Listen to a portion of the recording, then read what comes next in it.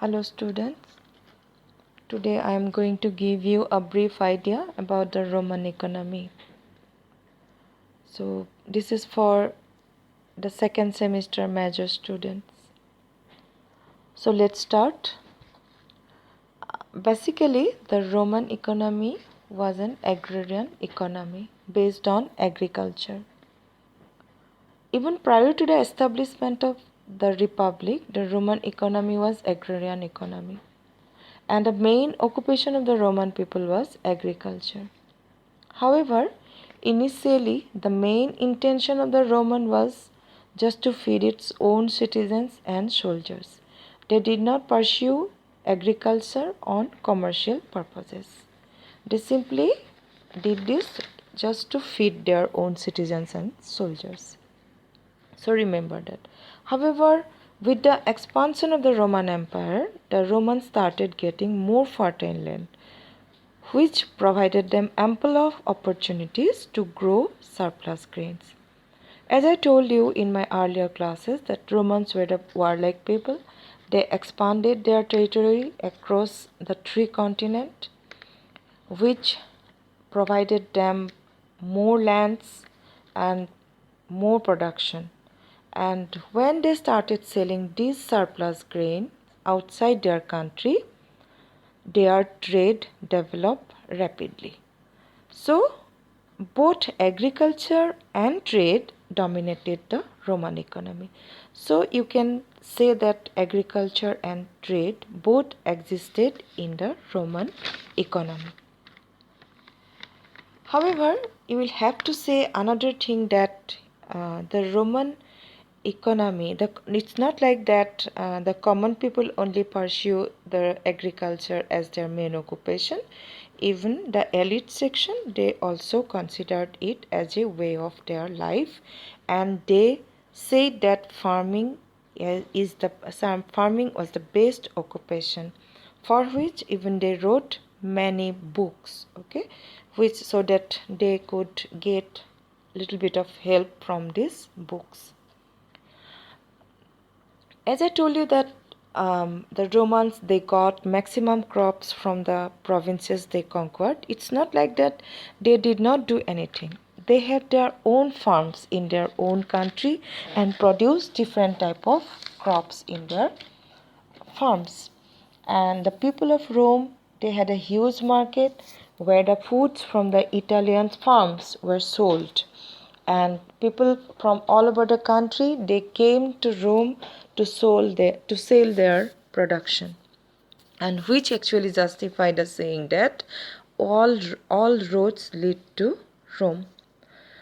Now, when you will study about the position of the landowners, you will find that the landowners, they were considered very respected, and they occupied very distinguished position in the Roman society. The more land a Roman owned, the more important he would be in the society or in the city. And even sometimes the soldiers, for their services to their nation, they were rewarded with land from the commanders. That means they considered land as very precious.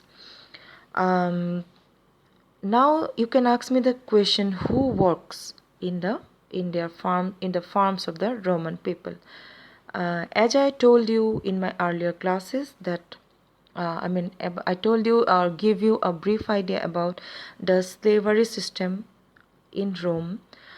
So these were the people, or these were the slaves who work in the Roman farms. However, it's not like that the free men and citizens, they did not do anything. They were also appointed. The freemen and citizens were also appointed at the farms to look after the slaves, whether they were doing their jobs perfectly or not. Okay. Now you can ask me a question that what kind of trade existed.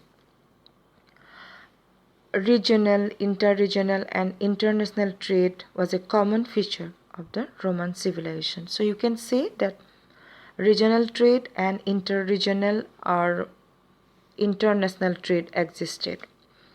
The different provinces of the Roman Empire were largely interdependent, and that happens because of the quality of the land was different.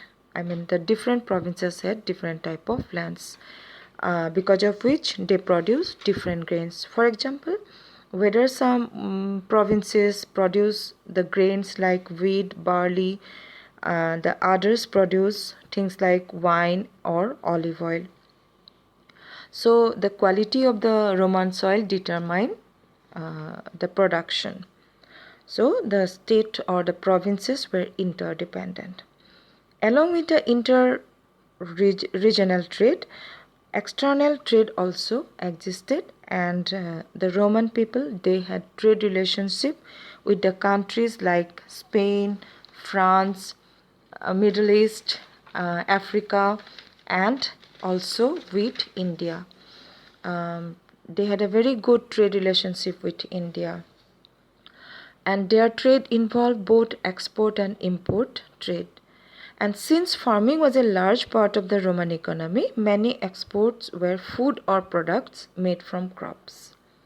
Grapes and olive oil were a few of the major products or exports. So you can say that grapes and olive oil were the major export products. And other exports included pottery and papyrus. So papyrus, with which paper was made. Besides it, Rome imported some food items such as beef and corns, and many goods like silk, gold, and silver also imported. So with that, I just want to conclude. Hope you will be benefited with this. Thank you.